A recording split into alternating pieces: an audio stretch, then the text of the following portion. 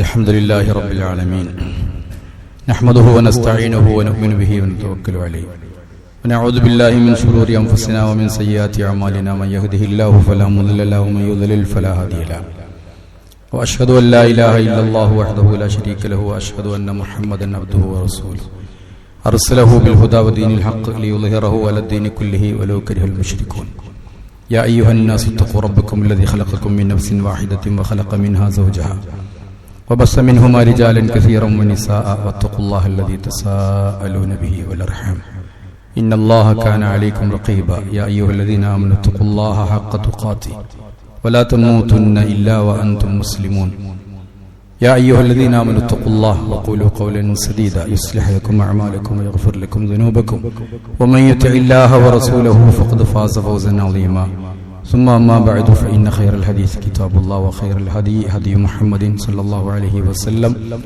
وشر الأمور محدثاتها وكل محدثة بدعة وكل بدعة ضلالة أيها الإخوة المؤمنون أوصيكم بتقوى الله أعوذ بالله من الشيطان الرجيم ألف لام ميم أعوذ بالله من الشيطان الرجيم بسم الله الرحمن الرحيم ألف لام را تلك آيات الكتاب المبين إنا أنزلناه قرآنا عربيا لعلكم تعقلون ബഹുമാനമുള്ള വിശ്വാസികളെ വിശ്വാസിനികളെ അല്ലാഹുവിനെ സൂക്ഷിച്ച് മുത്തഖീങ്ങളായി ജീവിക്കണം എന്ന് വസിയത്ത് ചെയ്യുകയാണ്.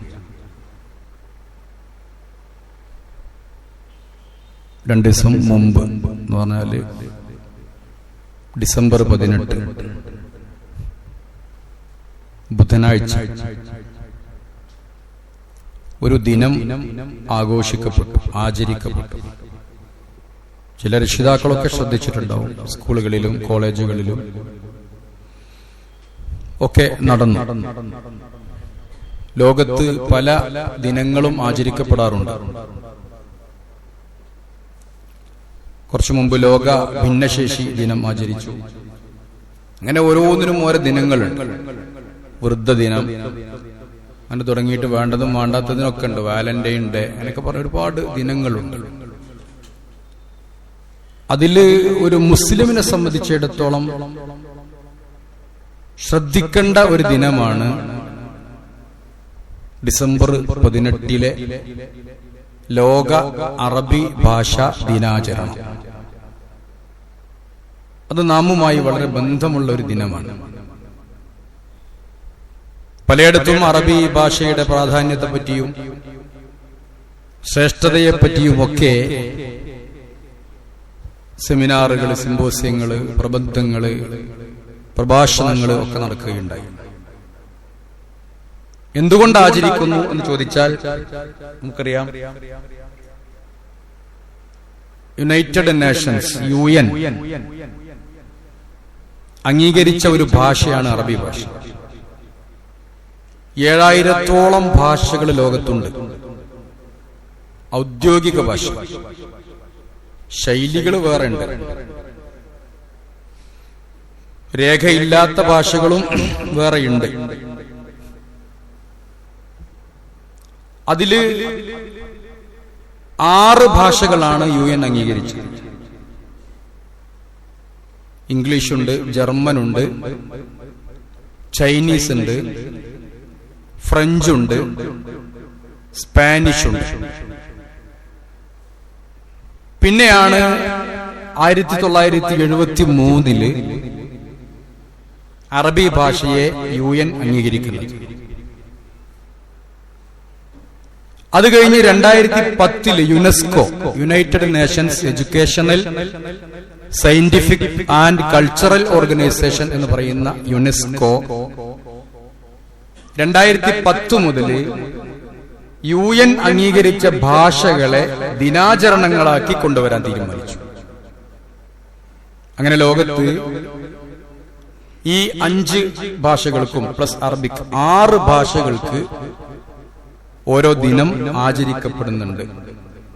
ഇംഗ്ലീഷ് ഭാഷാ ദിനം, ഫ്രഞ്ച് ഭാഷാ ദിനം എന്ന് പറഞ്ഞിട്ട്. UN അംഗീകരിക്കുക എന്ന് പറഞ്ഞാൽ അതൊരു ചില്ലറ കാര്യമല്ല. ലോകപ്രശസ്തമായ അവിടെ നടക്കുന്ന എല്ലാ കാര്യങ്ങളും, സർക്കുലർ ആവട്ടെ, പ്രമേയങ്ങളാവട്ടെ, പ്രബന്ധങ്ങളാവട്ടെ, അവിടുത്തെ ആർട്ടിക്കിൾസ് ആവട്ടെ, അവിടെ നടക്കുന്ന എല്ലാ സംഗതികളും ഈ 6 ഭാഷയിലും ട്രാൻസ്ലേറ്റ് ചെയ്യപ്പെടും. അതാണ് അതിന്റെ പ്രത്യേകത. അപ്പൊ അതിലൊന്നായി അറബി ഭാഷ അംഗീകരിച്ചു എന്ന് പറഞ്ഞാൽ തന്നെ അതൊരു വലിയ കാര്യമാണ്. പ്രത്യേകിച്ചും മുസ്ലിങ്ങളെ സംബന്ധിച്ചിടത്തോളം സന്തോഷിക്കാൻ വകയുണ്ട്. നമുക്കറിയാം, പരിശുദ്ധ ഖുർആൻ അവതരിപ്പിക്കപ്പെട്ട ഭാഷ അറബിയാണ്. അറബി ഭാഷയിലാണ് ഖുർആൻ. ഞാൻ ഓതിയ സൂറത്തിന്റെ തുടക്കം സൂറത്ത് യൂസുഫിന്റെ തുടക്കമാണ്. അതിൽ അല്ലാഹ് പറയുന്നത് ഇന്നാ അൻസൽനാഹു ഖുർആനൻ അറബിയ്യൻ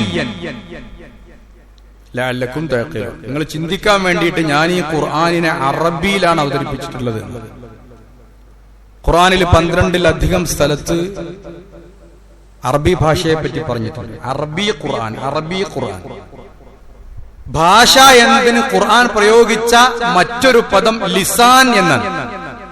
വലഖദ് നഅലമു ഇന്നഹും യഖൂലൂൻ വലഖദ് നഅലമു അന്നഹും യഖൂലൂന ഇന്നമാ യുഅല്ലിമുഹു ബശർ വലിസാനുൽ ലദീ യുൽഹിദൂന ഇലൈഹി അജമിയ്യുൻ വഹാദാ ലിസാനുൻ അറബിയ്യുൻ മുബീൻ.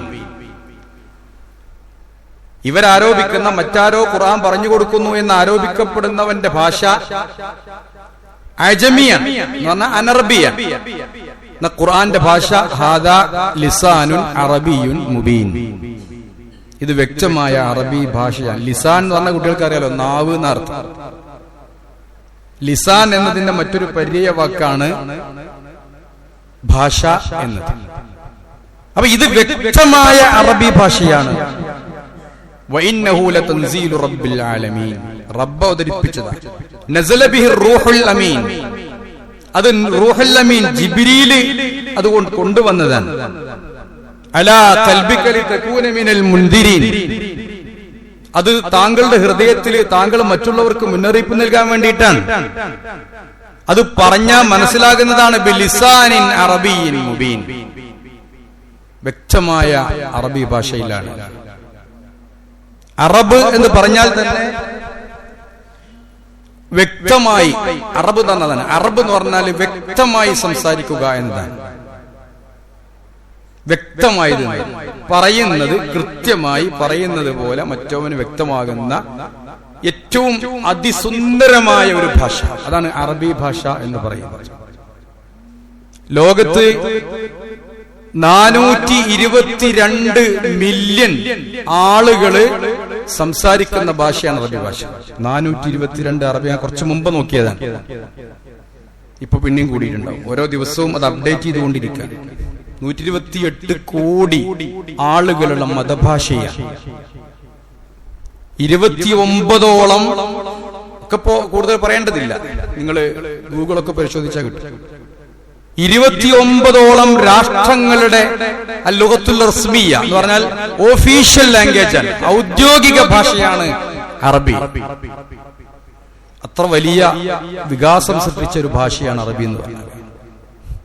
ഒരുപാട് സാധ്യതകളുള്ള, ഒരുപാട് ആളുകൾ ഇഷ്ടപ്പെടുന്ന, ഒരുപാട് ആളുകൾക്ക് ജോലി നൽകുന്ന വലിയ ഉന്നതമായ ഒരു ഭാഷയാണ്. ലോകത്തിലെ പ്രധാനപ്പെട്ട ശാസ്ത്രങ്ങളൊക്കെ അറബിയിലാണ്.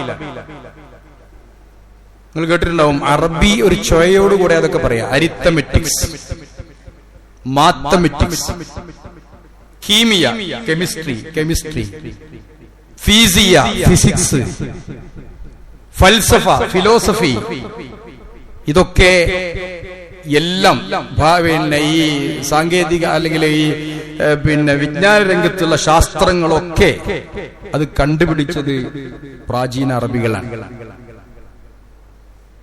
ഒക്കെ അറബിയിലാണ്. ഇൽമുൽ ബസരിയാത്ത്, optical science, Ibn Haytham. America വലിയ കാര്യമായിട്ട് ഇബ്നു ഹൈസമിന്റെ 1000 വാർഷികം എന്ന് പറഞ്ഞിട്ട് കുറച്ചു മുമ്പ് ഇന്റർനെറ്റിലൊക്കെ വലിയ പുതിയ ഭാഷയെ പറഞ്ഞ വൈറലായിരുന്നു. അതൊക്കെ ഇബ്നുൽ ഹൈസം ഇതൊക്കെ കേൾക്കുമ്പോ നമ്മുടെ ഇവിടുത്തെ ആൾക്കാർക്ക് തോന്നും എന്താണ്ട് പിന്നെ നമ്മളൊക്കെ അങ്ങനെയാണല്ലോ പറയാ, അറബി പഠിച്ചാലും മല്ലാക്കിക്കാരെന്നുള്ള കോലത്തിലാണ് പഠിക്കുന്നത്. അദ്ദേഹം ജയിലിൽ കിടക്കുമ്പോ, ഇബ്നുൽ ഹൈസം ജയിലിൽ കിടക്കുമ്പോ ജയിലിന്റെ ഏതോ ഒരു ദ്വാരത്തിലൂടെ ഒരു പ്രകാശം വന്നപ്പോ അദ്ദേഹത്തിന്റെ മനസ്സിൽ പരിശുദ്ധ ഖുർആനിന്റെ ആയത്ത് വരികയാണ്, അല്ലാഹു നൂറുസ് സമാവാതി വൽ അർള് മസലു നൂരിഹി കമിഷ്കാത്തിൻ ഫീഹാ മിസ്ബാഹ്. സൂറത്തുൻ നൂറിലെ പ്രധാനപ്പെട്ട ആയത്താണ് അല്ലാഹുവിന്റെ പ്രകാശം. അവിടുന്ന് ഗവേഷണം നടത്തി. അങ്ങനെ അദ്ദേഹം ഇൽമുൽ ബസരിയാത്ത് എന്ന് പറയുന്ന ഒപ്റ്റിക്കൽ സയൻസ്, ലെൻസുകളെ കുറിച്ച് അദ്ദേഹം പഠനം നടത്തി.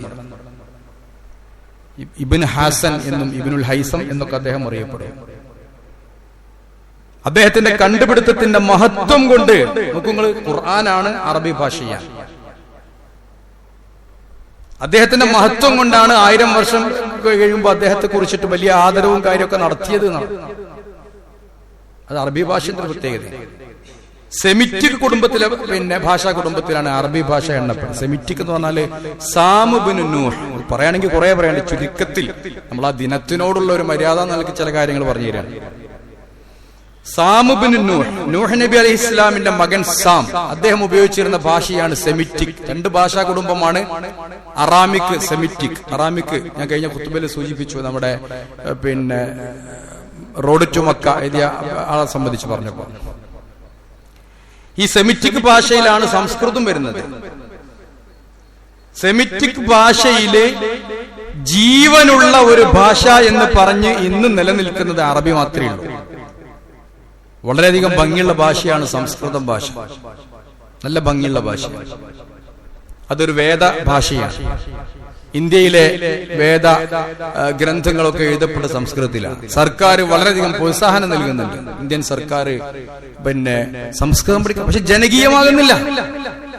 അതിന്നുള്ളത് കർണാടകയിലെ ഷിമോഗ എന്ന് പറഞ്ഞ സ്ഥലമുണ്ട്. ഷിമോഗ, ചില ആൾക്കാർ ക്യാൻസറിനും മരുന്നിനൊക്കെ പോകുന്ന സ്ഥലം. അതിന്റെ അടുത്ത് മാട്ടൂർ അല്ലെങ്കിൽ മാത്തൂർ എന്ന് പറയുന്ന ഒരു കൊച്ചു ഗ്രാമത്തിൽ മാത്രമാണ് സംസ്കൃതം ഒരു മാതൃഭാഷയായിട്ട് സംസാരിക്കുന്നത്.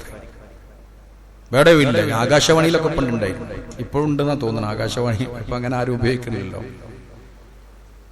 അറബി ഭാഷ അങ്ങനെയില്ല. അത് 100 വർഷം കഴിഞ്ഞാലും 150 വർഷം കഴിഞ്ഞാലും നൂറ്റാണ്ടുകൾ കഴിഞ്ഞാലും മാറ്റം വരാതെ നിലനിൽക്കുന്നു എന്നതാണ്.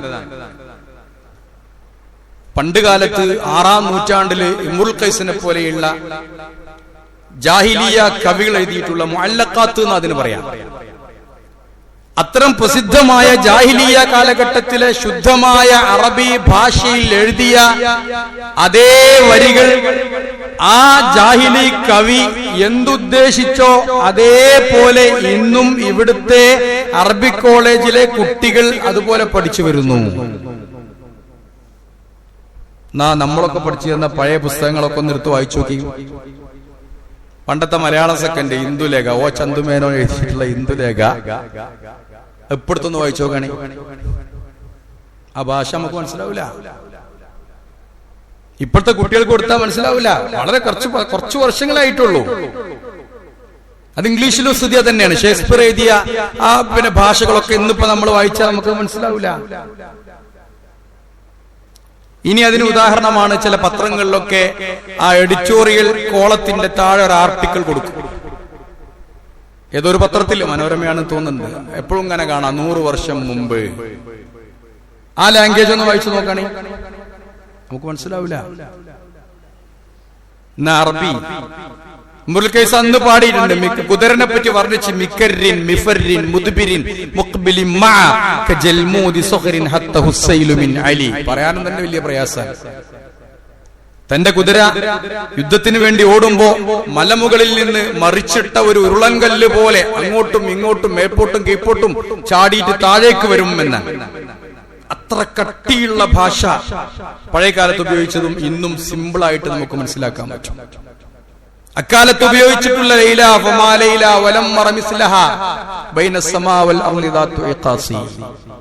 ഒരു കാമുകയെ വർണ്ണിച്ചുകൊണ്ട് ഒരു കാമുകനായ ഒരു കവി എഴുതിയിട്ടുള്ള അന്നത്തെ സിമ്പിൾ, വളരെ സിമ്പിൾ ആയിട്ടുള്ള പദങ്ങള്, അതും ഇന്ന് അതേ രൂപത്തിൽ നമുക്ക് മനസ്സിലാക്കാൻ കഴിയും. അപ്പൊ സെമിറ്റിക് ഭാഷാ കുടുംബത്തിലെ ജീവനുള്ള ഒരു ഭാഷ എന്ന നിലക്ക് ഇന്ന് നിലനിൽക്കുന്ന ഒരേ ഒരു ഭാഷ അത് ലുഗത്തുൽ അറബിയ, അറബി ഭാഷ മാത്രമാണ്, അറബിയാണ് മനസ്സിലാക്കാൻ. അത്രയധികം മഹത്വങ്ങളുണ്ട് എന്നുള്ളതാണ്. അതുകൊണ്ട് പരിശുദ്ധ ഖുർആന്റെ ഭാഷ അതാണ്, പഠിക്കണം. ഇബ്നു തൈമിയ്യ റഹിമഹുല്ലാ പറയാണ്, അറബി പഠിക്കൽ എല്ലാവർക്കും വാജിബാണെന്നാണ്. വാജിബ് ശരിക്കും മനസ്സിലാക്കാം, നിർബന്ധമാണ്. കാരണം ഇബാദത്ത് അറബിയിലാണ്, ഷഹാദത്ത് അറബിയിലാണ്, ബാങ്ക് അറബിയിലാണ്, ഖുത്ബന്റെ ഫർളുകൾ അറബിയിലാണ്. ദീന് മനസ്സിലാക്കണേ, നിക്കാഹിന്റെ വചനം നമ്മൾ ചെല്ലാറുണ്ട്, എല്ലാം അറബിയിലാണ്. ചിലതൊക്കെ മലയാളത്തിൽ അനുവദനീയമാണ്, മറ്റു ഭാഷയിൽ. അതുകൊണ്ട് അറബി പഠിക്കണം. എന്താ കാരണം? അതിന് ഉസൂൽ ഫിഖ്ഹിന്റെ ഒരു നിയമമുണ്ട്, മാ ലാ യുതിമ്മുൽ വാജിബു ഇല്ലാ ബിഹി ഫഹുവ വാജിബ്. ഒരു നിർബന്ധമായ കാര്യം മറ്റൊരു നിർബന്ധമായ കാര്യം കൊണ്ടല്ലാതെ പൂർത്തിയാവുകയില്ലെങ്കിൽ അതും നിർബന്ധമാണ് എന്നാണ് അദ്ദേഹത്തിന്റെ കണ്ടുപിടുത്തം. ഇബ്നു തൈമിയ്യ റഹിമഹുല്ലാ പറയാം, ഒളു നിർബന്ധമായത് എങ്ങനെ? നിസ്കാരം നിർബന്ധമാണ്. നിസ്കാരം ശരിയാവണമെങ്കിൽ ഒളു നിർബന്ധമാണ്. നിസ്കാരം എന്ന് പറയുന്ന ഫർള് നിർബന്ധമാകണം, അല്ലെങ്കിൽ അത് ശരിയാവണമെങ്കിൽ, അതുകൊണ്ടേ ആ നിർബന്ധമായ നിസ്കാരം പൂർത്തിയാകുള്ളൂ എങ്കിൽ ഒളു നിർബന്ധമാണ്. അപ്പൊ ഒളു കൊണ്ടേ നിസ്കാരം ശരിയാകുള്ളെങ്കിൽ ഒളു നിർബന്ധമാണ്. മാ ലാ യുതിമ്മുൽ വാജിബു ഇല്ലാ ബിഹി ഫഹുവ വാജിബ്. ഒരു വാജിബ് മറ്റൊരു വാജിബ് കൊണ്ടല്ലാതെ നിർബന്ധമാവില്ലെങ്കിൽ അതും വാജിബാൻ. അതുകൊണ്ട് അറബി ഭാഷ പഠിക്കൽ നിർബന്ധമാണ്. മഹാനായ ഉമർ ഖത്താബ് റളിയല്ലാഹു അൻഹു പറഞ്ഞു, തഅല്ലമുൽ അറബിയ്യ ഫഇന്നഹാ മുറൂഅ. അതൊരു സംസ്കാരമാണ്, അതൊരു അന്തസ്സാണ്. അറബി അറിയാന്ന് പറഞ്ഞ അന്തസ്സാണ്. നമ്മൾക്കാർക്കല്ല, നമ്മൾക്കാരുടെ മലയാളത്തിനായാലും നാല് ഇംഗ്ലീഷ് കൂട്ടിയത് വലിയ അന്തസ്സാന്ന് വിചാരിക്കും. അങ്ങനെ ആളുകൾ ചോർന്നു പോണ് കാണുമ്പോഴാണ് ഹാഫിദ് ബക്കി ഇബ്രാഹിം എന്ന് പറഞ്ഞിട്ട് ഈജിപ്തിലെ ഒരു വലിയ കവി ഉണ്ട്.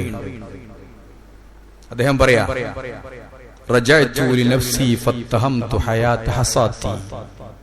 അറബി ഭാഷ എന്നാണ് കവിതയുടെ പേര്. അറബി ഭാഷയെ കുറിച്ച് സ്വയം പറയുന്നതായിട്ടാണ് അദ്ദേഹം കവിത രചിക്കുന്നത്. അറബി ഭാഷ പറയാം. ആളുകളൊക്കെ എങ്ങനെ ഇംഗ്ലീഷിലേക്ക്, മറ്റു ഈജിപ്തിൽ ആദ്യം ഇംഗ്ലീഷ് ആയിരുന്നു, പിന്നെ അറബിയായി മാറിയത് ആ രാജ്യം. അപ്പൊ അദ്ദേഹം ഭാഷ പറയാ, റജഅതു ലിനഫ്സി ഫത്തഹംതു ഹസാത്തി വനാദൈതു ഖൗമി ഫഹ്തസബ്തു ഹയാതി. ഞാനിങ്ങനെ തിരിഞ്ഞു നോക്കുമ്പോ എന്റെ മരണം ഏറെക്കുറെ ഉറപ്പിച്ചിരിക്കുന്നു. ഞാൻ ആളുകളെ വിളിച്ചു കൂട്ടിയപ്പോ മരിക്കാരായി എനിക്ക് തോന്നിയിട്ടുണ്ട്, ചാകാനായിട്ടുണ്ട്. റമൗനി ബിഉഖ്മിൻ ഫിശ്ശബാബി വലൈതനി അഖംതു ഫലം അജ്സഅ ലിഖൗലി ഉദാതി. ഞാന് ചെറുപ്പത്തിൽ തന്നെ ഞാനൊരു ഷണ്ടനാണ് എന്ന ആളുകൾ എന്നെ പറ്റി തെറ്റിദ്ധരിക്കുന്നു. ഞാനൊരു മച്ചിയാണ്, പ്രസവിക്കൂല, ഒന്നും ഉണ്ടാവില്ല, ഒന്നും കാര്യമില്ല എന്ന് എന്റെ യുവത്വത്തിൽ തന്നെ ആളുകൾ എന്നെ ആരോപിക്കുന്നു. ഞാൻ അങ്ങനെ പറഞ്ഞത് ആളുകൾ ആരോപിക്കുന്ന ഞാനൊരു ഷണ്ടനാണ്, അല്ലെങ്കിൽ ഒരു മച്ചിയാണ്, ഒരു വന്ധ്യയാണ് എന്ന് ആരോപിക്കുന്നത് ശരിയായിരുന്നുവെങ്കിൽ എനിക്കത്ര പ്രയാസം ഇല്ലായിരുന്നു. അദ്ദേഹം പറയാം, വലത്തു ഫലമ്മാ ലം അജിദ് ബനാതി ലിഅറായിസി. ഞാൻ അങ്ങനെ പ്രസവിച്ചു കൂട്ടി ഒരുപാട്. അറബി ഭാഷന്റെ മഹത്വങ്ങളാണ്. അങ്ങനെ ഞാൻ പ്രസവിച്ച എന്റെ ബനാത്തി, എന്റെ പെൺമക്കൾക്ക് ഞാൻ അങ്ങനെ നോക്കുമ്പോ റിജാലൻ വഅഖ്ഫാഅൻ വഅത്തു ബനാത്തി, എന്റെ പെൺകുട്ടികളെ കല്യാണം കഴിക്കാൻ പറ്റുന്ന അരീസുകള്, മണവാളന്മാര്, കുഫുവത്ത് ആളുകള് ആരും ഇല്ല എന്ന് കണ്ടപ്പോ പ്രസവിച്ചപ്പോ തന്നെ ഞാൻ എന്റെ പെൺകുട്ടികളെയൊക്കെ കുഴിച്ചു മൂടി. എന്തൊരു സൗന്ദര്യാണ് അറിയണത്. ഈ അപകടം പറയണം, ആർക്കും വേണ്ട അറബി. അപ്പൊ കുഴിച്ചിട്ടു എന്ന് പറഞ്ഞിട്ട് പറയാം. അദ്ദേഹം പറയുന്നുണ്ട്, അനൽ ബഹ്റു ഫി അഹ്ശാഇഹി ദുർറു കാമിനുൻ. അറബി ഭാഷ ആരാന്നറിയോ? ഞാനൊരു ബഹ്റാണ്, ഞാനൊരു ബഹ്റാണ്. ഫി അഹ്ശാഇഹി ദുർറു കാമിനുൻ. എന്റെ ഈ അന്തർഭാഗത്ത് മുഴുവനും മുത്തുകളും മുത്തുച്ചിപ്പികളുമാണ്. ഫഹൽ സഅലുൽ ഗുവാസ അൻ സദഫാത്തി. എന്റെ ചിപ്പികളും ആ മുത്തുകളും മുത്തുച്ചിപ്പികളിലും അതിലൊതുങ്ങിയ ചിപ്പികളെ പറ്റിയിട്ട്, അല്ലെങ്കിൽ മുത്തുകളെ പറ്റിയിട്ട് മുങ്ങി വരുന്ന സമുദ്രത്തിൽ മുങ്ങിയിട്ട് കണ്ടുപിടിക്കുന്ന ആളുകളോട് നിങ്ങളൊന്ന് ചോദിച്ചു നോക്കിയോന്നാ, അത്ര വിലമതിപ്പുള്ള മുത്തുകൾ അറബി ഭാഷയിലുണ്ട് എന്ന് അദ്ദേഹം ഹാഫിദ് ബക്കി ഇബ്രാഹിം പറയുന്നു. യഥാർത്ഥത്തിൽ അറബി ഒരു സംസ്കാരമാണ്, ഇംഗ്ലീഷ് ഒരു സംസ്കാരമാണ്. മെക്കാളെ പ്രഭു ഇവിടെ വന്നപ്പോ ആദ്യം ചെയ്തത് ആളുകൾ ഇംഗ്ലീഷ് പഠിപ്പിക്കുക. അതിനുവേണ്ടി അദ്ദേഹം പറഞ്ഞതെന്നറിയോ? ഇതൊരു കൾച്ചറാണ്, അതൊരു പഠിക്കട്ടെ എന്നാ പറഞ്ഞത്. ഇതൊരു കൾച്ചറാണ്. അറബി ഒരു കൾച്ചറാണ്. യുഅല്ലിമുഹുൽ കിതാബ വൽ ഹിക്മത വയുസക്കിഹിം. അല്ലാഹുവിന്റെ റസൂലിന് തന്റെ റിസാലത്ത് അവസാനിപ്പിക്കാൻ അള്ളാഹു തെരഞ്ഞെടുത്ത ഭാഷ അറബിയാണ്. അറബി ഭാഷയിലാണ് റിസാലത്ത് അവസാനിച്ചത്. ആ റിസാലത്ത് അള്ളാഹു പൂർത്തിയാക്കിയത് യുഅല്ലിമുഹുൽ കിതാബ വൽ ഹിക്മത വയുസക്കിഹിം. ഖുർആൻ അങ്ങനെ പഠിപ്പിച്ചു കൊടുക്കും, ഹിക്മത്ത് പഠിപ്പിച്ചു കൊടുക്കും. എന്നിട്ട് വയുസക്കിഹിം, അവരെ സംസ്കരിച്ചെടുക്കും എന്നാണ്. ഒരു ഭാഷ എന്ന് പറഞ്ഞാൽ അത് സംസ്കാരത്തിന്റെ കൂടി ഭാഷയാണ്. അത്രയധികം പ്രാധാന്യമുള്ള ഭാഷ. അതുകൊണ്ട് ഈ ഭാഷയെ നമ്മൾ അനുസ്മരിക്കുമ്പോൾ അതിനോടൊരു താല്പര്യം നമുക്കുണ്ടാവണം. അത് പഠിക്കാനും പഠിപ്പിക്കുവാനുള്ള ശ്രമമുണ്ടാവണം. പരിശുദ്ധ ഖുർആനില് നമ്മളൊക്കെ പ്രശ്നം തന്നിട്ടുണ്ട്. എന്തെങ്കിലും കുറേശ്ശെ പഠിക്കും, അല്ലെങ്കിൽ പുറമേ നിന്ന് മനസ്സിലാക്കും. നേരത്തെ പറഞ്ഞതുപോലെ അറബി ഭാഷയുടെ സമുദ്രത്തിൽ ഇറങ്ങി മുങ്ങിയാൽ ധാരാളം മുത്തുകളും ചിപ്പികളും നമുക്ക് കിട്ടും. പക്ഷെ മുങ്ങാൻ ആരും തയ്യാറല്ല. ഇന്ന് നമ്മുടെ കേരളത്തിനടുത്ത് ആലോചിച്ച് നോക്കൂ. നമ്മളൊക്കെ ഇന്ന് അറബി കൊണ്ട് ജീവിക്കുന്ന ധാരാളം ആളുകളുണ്ട്. ഇവിടുത്തെ അറബി മാഷന്മാരെ മാത്രമല്ല ഞാൻ പറയുന്നത്. വിദേശ രാജ്യത്ത് ഇപ്പോഴൊക്കെ തുടങ്ങിയിട്ടുണ്ട്. UK-ലും അമേരിക്കയിലും മറ്റിടത്തും ഒക്കെ പഠിക്കാൻ പോകുന്ന ഒരു സമ്പ്രദായം തുടങ്ങിയിട്ടുണ്ട്. പക്ഷെ നമ്മളൊക്കെ അധികവും ഇക്കാലം അത്രയും ഏറ്റവും കൂടുതൽ നമ്മൾ ജീവിച്ചത് അറബി നാട്ടിൽ പോയി ജീവിച്ചിട്ടാണ്. നമ്മുടെ രാജ്യത്തിന്റെ വരുമാനത്തിന്റെ ഒരു മുഖ്യ പങ്ക് അറബ് രാജ്യത്തു നിന്നായിരുന്നു. ഇന്നും അങ്ങനെയൊക്കെ തന്നെയാണ് ഏറെക്കുറെ. നമുക്ക് ആവശ്യമുണ്ട്, അറബിയെ ആവശ്യമുണ്ട്. പക്ഷെ അറബി പഠിക്കാനുള്ള ശ്രമം നമ്മൾ പറയുമ്പോൾ നമ്മുടെ കുട്ടികളെ നമുക്കൊരു താല്പര്യമില്ല. പള്ളി കമ്മിറ്റി സെക്രട്ടറി പരാതി പറയും. എന്താ പരാതി?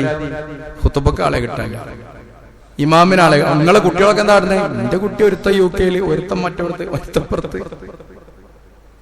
എല്ലാരും അങ്ങനെ ആയതിനാരെയാ കിട്ടുക?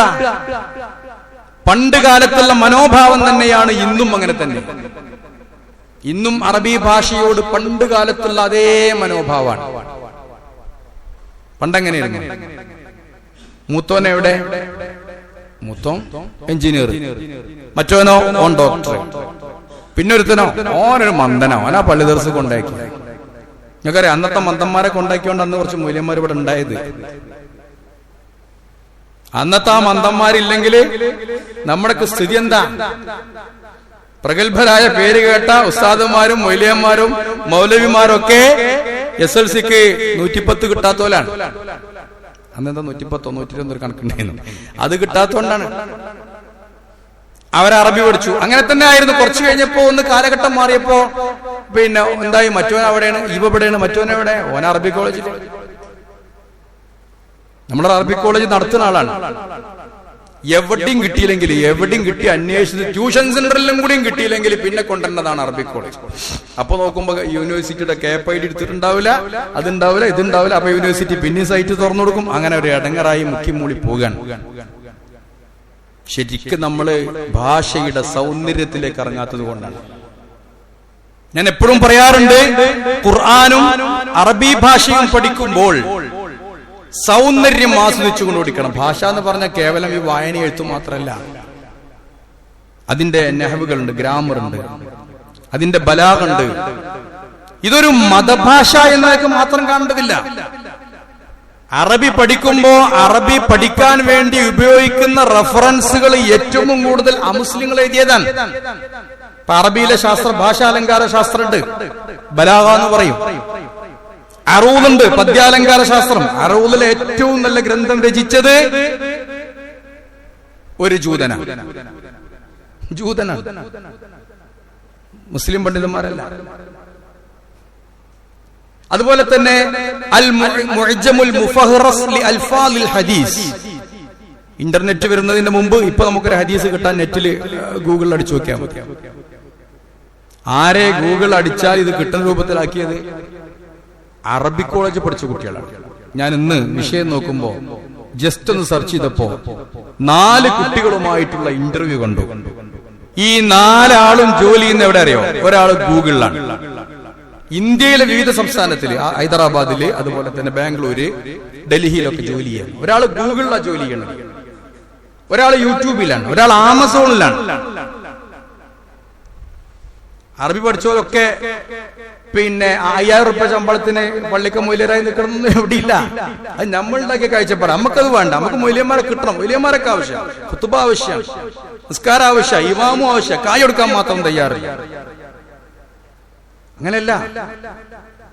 അറബി ഭാഷ ഗൂഗിളിൽ വരിക, ഒരു മോശമായ കണ്ടന്റ് വന്നു, ഒരു ചൈൽഡ് അബ്യൂസ് വിഷയം അല്ലെങ്കിൽ വേറെ എന്തെങ്കിലും വിഷയം, അപ്പൊ ഒരുത്തനത് റിപ്പോർട്ട് കൊടുത്തു, ഉടനെ അന്വേഷണം വരികയാണ്. അപ്പൊ അത് ശരിയാണോ എന്നുള്ളത് നോക്കിക്കൊടുക്കണം. ഗൂഗിളിൽ ജോലി, നല്ല ശമ്പളം. അവർ പറയുന്നത് നിങ്ങൾക്കൊക്കെ അടിച്ചാൽ കിട്ടും, നല്ല ശമ്പളം. ആമസോണില്, ഫേസ്ബുക്കില്, ഇതിലൊക്കെ ഞാൻ അത്ഭുതപ്പെട്ടു പോയി. ഇതിലൊക്കെ ഇന്ന് അറബി കൈകാര്യം ചെയ്യുന്നത് നമ്മുടെ സാധാരണ നമ്മളൊക്കെ നിസ്സാരമായി കാണുന്ന, എവിടെയും കിട്ടിയില്ലെങ്കിൽ അഡ്മിഷൻ തേടുന്ന ഈ കോളേജിൽ പഠിച്ചു വളർന്ന കുട്ടികളാണ്. 4 ആളോട് ഇന്റർവ്യൂ ഉണ്ടായിരുന്നു. കേൾക്കാൻ പറ്റും. ചില്ലറ ജോലി സാധ്യതയല്ല. പലരും വിളിക്കാറുണ്ട്, പണ്ടൊക്കെ ആയിരുന്നു അറബി മാഷ്, അതൊക്കെ പോയി. ഇപ്പൊ നല്ല നല്ല ആശുപത്രി എപ്പോഴും വിളിക്കും. എറണാകുളത്ത് നിന്നൊക്കെ വിളിച്ചു, മാഷേ 45,000 റുപ്യ ശമ്പളം കൊടുക്കാം, അറബി അറിയണോന്ന് കിട്ടണ്ടോ? അങ്ങനെ സാധനമില്ല. എന്തെങ്കിലും അലിഫും ബാവും അറിയുന്നല്ലാതെ കൃത്യമായിട്ട് അറബിയുടെ പിന്നെ അക്ഷരങ്ങളും കാര്യങ്ങളും ട്രാൻസ്ലേഷനും അറിയുന്ന ആളുകളില്ലാതെ പോയി. പണ്ടൊരുത്തം പറഞ്ഞ് വല്ല അറബി വന്ന അറബി മാഷന്മാരൊക്കെ ഓടിക്കേച്ചിലാവും. ഞാൻ കുറ്റപ്പെടുത്തല്ലോ. പിന്നെ അവിടെ ഗൾഫിൽ നിൽക്കുന്ന കുക്കുകൾ വന്നിട്ടാണ് അവരോട് സംസാരിക്കല്. നമ്മൾ പഠിച്ചിട്ടില്ല. പലതും അക്ഷരവായനയിൽ ഒതുങ്ങി നിന്നു. ആ ഭാഷയുടെ മുഴുവൻ കാര്യങ്ങളും കണ്ടെത്താൻ നമ്മൾ ശ്രമിച്ചില്ല. ഞാൻ പറയാറുണ്ട്, സുഡാനി ഔലുന്ന പോലെയാണ്. എന്റെ കൂടെ ഉണ്ടായിരുന്ന ഒരു സുഡാനിക്ക് ഒരിക്കൽ ഇവിടുന്ന് ഔല് വാങ്ങിക്കൊണ്ടെടുത്തു. നല്ലൊരു സാധനല്ലേ, തിന്നോട്ടെ എന്ന് വിചാരിച്ചു. അങ്ങനെ ആങ്ങി ഓങ്ങി ഒഴിഞ്ഞു നിന്നിട്ട് അതിന് ഒരു മണി ഔലെടുത്തിട്ട് ഇങ്ങനെ നാവുമ്മോട് വെച്ചിട്ടാണ് തുപ്പി. ഭയങ്കര കയ്പുകാർ. ഞാൻ അവന്റെ തൊള്ള പൊളിച്ചിട്ട് തൊള്ളേക്കാട്ട് കൊടുത്തു, ഒരു പിടിന് വാരിയിട്ട് തൊള്ളേക്കിട്ട് കൊടുത്തു. അങ്ങനെ തിന്നോക്കാം. മാഷാ അല്ലാഹ്, കുഴപ്പമില്ല. നമ്മളെ സ്ഥിതി ഇങ്ങനെയാണ്. നമ്മളൊക്കെ എല്ലാറ്റിന്റെയും ഒരു മണിയാണ്. ഒന്നിച്ച് കഴിക്കുമ്പോൾ ടേസ്റ്റ് അനുഭവിക്കുള്ളൂ. അറബി ഭാഷ എന്ന് പറഞ്ഞാൽ എന്തൊക്കെ വളരെ സുന്ദരമായ ഭാഷയാണ്. അതിലെ പദങ്ങള്, അതിലെ ആശയങ്ങള്, അതിലെ കിതാബുകള്, അതിലെ ലേഖനങ്ങള്, അതിലെ പ്രസംഗങ്ങള്, അതിന്റെ സൗകുമാര്യത, അതുപോലെ തന്നെ അതിന്റെ ഭംഗി. നമുക്കറിയോ, ലോകത്ത് ദ്വാ എന്ന് പറയുന്ന ഒരു അക്ഷരം അറബി ഭാഷയിൽ മാത്രമേ ഉള്ളൂ. അതുകൊണ്ട് അറബി ഭാഷയുടെ മറ്റൊരു പേര് ലുഗത്തു ദ്വാദ് എന്നാണ്. ദ്വാദിന്റെ ഭാഷ, വേറെ ഒന്നുമില്ല. തൻവീൻ എന്ന് പറയുന്ന ഒരു പ്രയോഗം അറബിയിൽ മാത്രമേ ഉള്ളൂ. അൻ, ഇൻ, ഉൻ. അതുകൊണ്ടാണ് ഖുർആൻ ഓതുമ്പോ ഇത്ര സൗന്ദര്യം. നമുക്കൊക്കെ എന്ത് വേണം? നല്ല ഇമാമിനെ കിട്ടണം ഖുർആൻ ഓതാൻ. ഓനക്ക് ഓതാൻ വെച്ച ആ സൗന്ദര്യമാണ്. അതുകൊണ്ട് ആ ഭാഷയെ ഒരിക്കലും നമ്മൾ നിസ്സാരമാക്കി കളയാൻ പാടില്ല. അതുകൊണ്ടാ പറഞ്ഞത് തഅല്ലമുൽ അറബിയ ഫഇന്നഹാ ലുഗത്തുദ്ദീൻ. അത് ദീനിന്റെ ഭാഷയാണ്. ദീനില് നമ്മൾ കൈകാര്യം ചെയ്യുമ്പോ ദീനിന്റെ ഭാഷയാകുന്ന അറബി നമ്മൾ പഠിക്കണം. അതുകൊണ്ട് ഒരു വിഷയം പഠിക്കുമ്പോൾ അത് മൊത്തം പഠിക്കാൻ, അത് മനസ്സിലാക്കാൻ. ഇന്നത്തെ കുട്ടികളൊക്കെ അങ്ങനെ എന്തെങ്കിലും ഒരു ജോലി പഠിക്കണം, ഒരു മാഷാവണം, അത്ര ഒരു വളരെ ചുരുങ്ങിയ ചിന്തകളാണ് കുട്ടികൾക്കൊക്കെ ഉള്ളത്. ഇന്നത്തെ കുട്ടികൾക്കൊക്കെ അങ്ങനെയുള്ളൂ. എന്താ പഠിക്കാൻ? ആ പഠനത്തിന് വേണ്ടി പഠിക്കൂല. അറബി ഭാഷ എന്തിനു പഠിക്കണം? അത് മുഴുവൻ പഠിക്കാൻ വേണ്ടി പഠിക്കണം. ഇംഗ്ലീഷ് എന്തിനു പഠിക്കണം? ഇംഗ്ലീഷ് അത് പഠിക്കാൻ വേണ്ടി പഠിക്കണം. അല്ല ഇംഗ്ലീഷ് പഠിക്കാൻ 2 അക്ഷരം പഠിക്കുക എന്നുള്ളതല്ല. അതിന്റെ എല്ലാ കാര്യങ്ങളും വെച്ച് പഠിക്കുമ്പോഴാണ് ഞാൻ നേരത്തെ പറഞ്ഞതുപോലെയുള്ള ഒരു ടേസ്റ്റ് നമുക്ക് അനുഭവിക്കാൻ കഴിയുക. അതുകൊണ്ട് നമ്മുടെ കുട്ടികൾക്കൊക്കെ വലിയ ചിന്തകൾ ഉണ്ടാകും. ഇങ്ങനത്തെ ഭാഷാദിനങ്ങളൊക്കെ വരുമ്പോൾ അതിനെപ്പറ്റി ഒന്ന് പഠിക്കണം. കേവലം ഒരു SLC കഴിഞ്ഞു, +2 കഴിഞ്ഞു, ഇപ്പൊ എന്ത് പറഞ്ഞിട്ടുണ്ട്? ഇപ്പൊ TTC ഒട്ടും മതിയാണില്ല. അപ്പൊ അതിന്റെ പുറമെ വേറെ DL ഉണ്ടോ, LTTC, പിന്നെ അതുപോലെ തന്നെ BEd, അതിന്റെയൊക്കെ പുറമെ സർക്കാർ ഇതൊന്നും ക്വാളിറ്റി ഇല്ലാത്തത് കൊണ്ട്, പഠിച്ചതിന് ക്വാളിറ്റി ഇല്ല, ക്വാളിറ്റി ഇല്ലാത്തത് കൊണ്ട് പുതിയ പുതിയ ട്രെയിനിങ് കോഴ്സുകൾ കൊണ്ടുവന്നുകൊണ്ടിരിക്കുകയാണ്. എന്താണോ ഏറ്റവും മിനിമം എങ്കിൽ അതിൽ നിൽക്കാനാണ് നമ്മുടെ കുട്ടികളൊക്കെ ആഗ്രഹിക്കുന്നത്. അതിന്റെ അപ്പുറം പോകാൻ കുട്ടികളല്ല, വലിയൊരു അങ്ങനെ തന്നെ. ഒന്ന് നോക്കാൻ, ഒന്ന് ചിന്തിക്കാൻ. ഇപ്പൊ ഒരു ഭാഷാ ദിനം വന്നു, ആരും ശ്രദ്ധയെ തന്നെ പെട്ടിട്ടുണ്ടാവില്ല. ഒരു മുസ്ലിം ആവുമ്പോ ശ്രദ്ധപ്പെടണ്ടേ? അങ്ങനെ എന്തെല്ലാം വരുന്നു. ആ വിഷയമൊക്കെ വെക്കുന്ന എന്തിനാ ലോകത്ത്? ഇതൊക്കെ ഒന്ന് പഠിക്കാനും ജനങ്ങൾ മനസ്സിലാക്കുകയാണ്. അതുകൊണ്ട് നമ്മുടെ കുട്ടികൾക്കൊക്കെ ഒരു പ്രോത്സാഹനം കൊടുക്കണം. അറബി ഭാഷയെ അതിന്റെ ആ രൂപത്തിൽ നമ്മൾ കാണണം. അള്ളാഹു അനുഗ്രഹിക്കട്ടെ.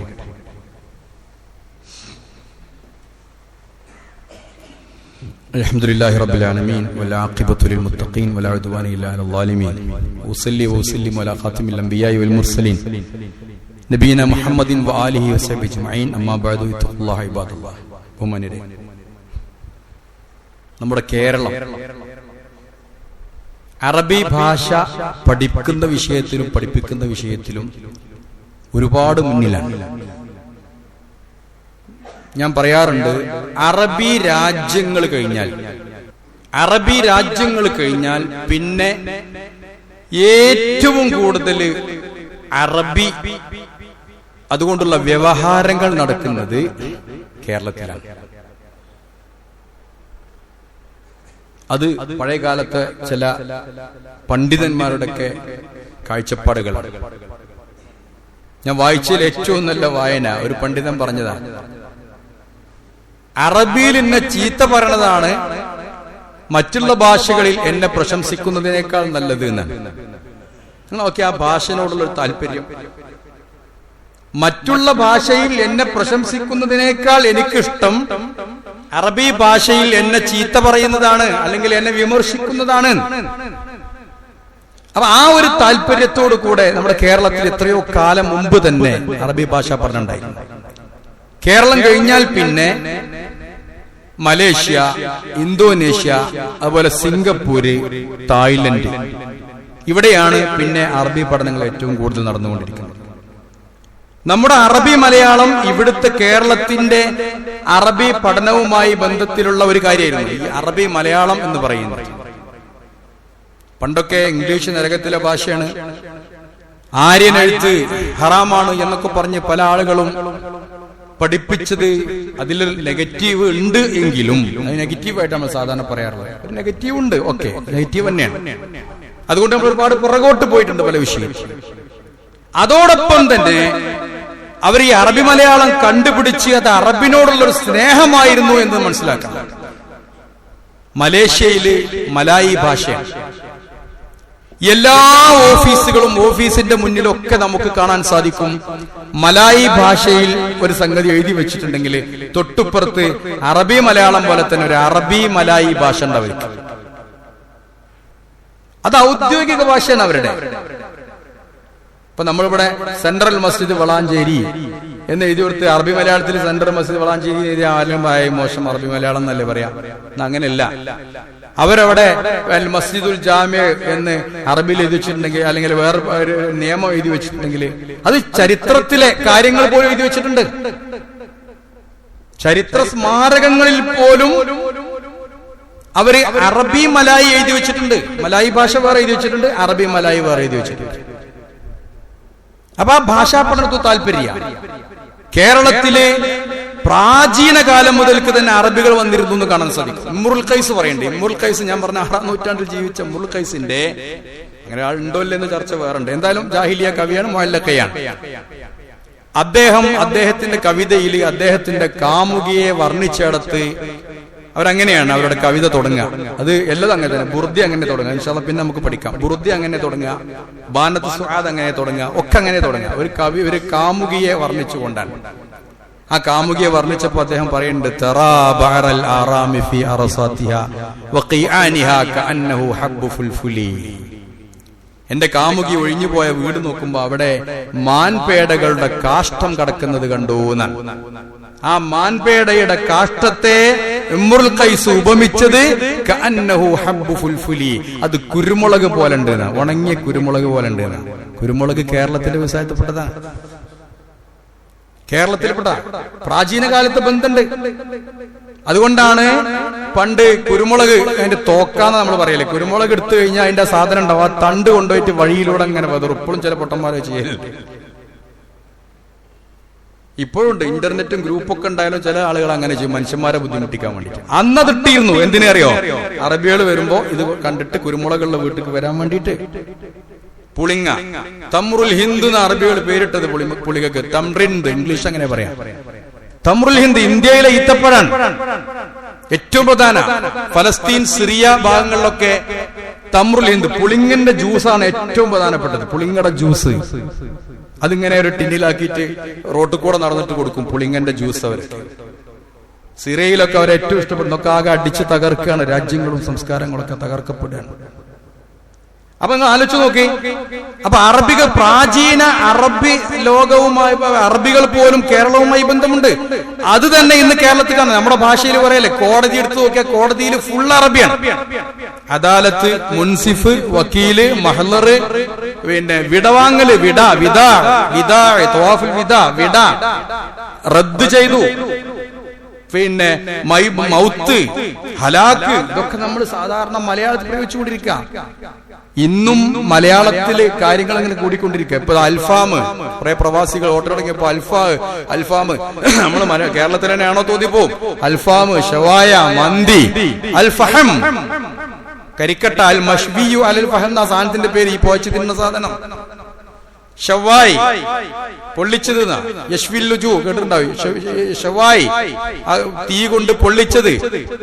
അറബികളുടെ എല്ലാ ഭാഷയും ഡെവലപ്പാണ്ട്. ക്വാറന്റൈൻ ഇപ്പോ നമുക്ക് കിട്ടിയൊരു നേട്ടം ഭാഷാ രംഗത്ത്. എന്താ പറയാ, രോഗം വന്നപ്പോ, കൊറോണ വന്നപ്പോ കിട്ടിയതാ ക്വാറന്റൈൻ. കേട്ടിരുന്നില്ല. ബ്രേക്ക് ഡൗൺ കേട്ടിരുന്നില്ല. സാനിറ്റൈസർ ഒക്കെ എത്രയോ കാലം മുമ്പ് എല്ലാ രാജ്യത്തും ഉപയോഗിക്കണം. പക്ഷെ നമുക്ക് ഇപ്പോഴാണ് കിട്ടിയത് സാനിറ്റൈസർ. ഒരുപാട് പദങ്ങൾ ഡെവലപ്പ് ചെയ്ത് വരുന്നുണ്ട്. ഇംഗ്ലീഷ് ഡെവലപ്പ് ചെയ്യുന്നുണ്ട്.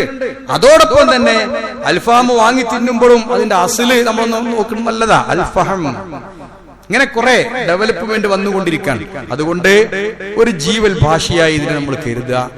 പരമാവധി ഇത് ഒരു സെക്കൻഡ് ലാംഗ്വേജ് എങ്കിലും പറയാനുള്ളതാണ്. സ്കൂളിലൊക്കെ കുട്ടികൾ ചേർക്കുക. നമ്മുടെ നാട്ടിൽ മാത്രം. എന്നാലും ഒരു അറബിക്ക് യൂണിവേഴ്സിറ്റി ഇല്ലാത്ത സങ്കടമാണ്. ഇത്രയും ആളുകൾ എല്ലാണ്ട്. പ്രൈമറി തലം മുതൽ പഠിപ്പിക്കേണ്ട അറബി, ഡിഗ്രിയിലുണ്ട്, മാസ്റ്റർ ഉണ്ട്, PhD ഉണ്ട്. ഒരു അറബിക്ക് യൂണിവേഴ്സിറ്റി ഇല്ലാതെ പോയി എന്നുള്ളത് സങ്കടകരമാണ്. ഒരുപാട് ശ്രമം നടത്തിയെങ്കിലും അത് നമുക്ക് നേടിയെടുക്കാൻ കഴിഞ്ഞിട്ടില്ല. ഇത് വേണം. ഇത്രയും ഉണ്ടാവുമ്പോ അപ്പൊ നമ്മുടെ കുട്ടികൾക്ക് ഏറ്റവും ചുരുങ്ങിയത് ഒരു സെക്കൻഡ് ലാംഗ്വേജ് എങ്കിലും കുട്ടികളെ അറബി തന്നെ പഠിപ്പിക്കാനും അതിന്റെ ടേസ്റ്റ് അവരൊന്ന് അനുഭവിക്കാനൊക്കെ നമ്മുടെ രക്ഷിതാക്കളുടെ ഭാഗത്തുള്ള ശ്രദ്ധയുണ്ടാകണം എന്നാണ് കൂട്ടത്തിൽ സൂചിപ്പിക്കാനുള്ളത്. അള്ളാഹു അനുഗ്രഹിക്കട്ടെ. اللهم اغفر للمؤمنين والمؤمنات والمسلمين والمسلمات الأحياء منهم والأموات إنك مجيب الدعوات وقاضي الحاجات. ربنا ظلمنا أنفسنا وإن لم تغفر لنا وترحمنا لنكونن من الخاسرين. اللهم أعز الإسلام والمسلمين وأذل الشرك والمشركين ودمر أعداءك أعداء الدين. ربنا هب لنا من أزواجنا وذرياتنا قرة أعين واجعلنا للمتقين إماما. ربنا تقبل منا إنك أنت السميع العليم وتب علينا إنك أنت التواب الرحيم. ربنا اغفر لنا ولإخواننا الذين سبقونا بالإيمان ولا تجعل في قلوبنا غلا للذين آمنوا ربنا إنك رؤوف رحيم.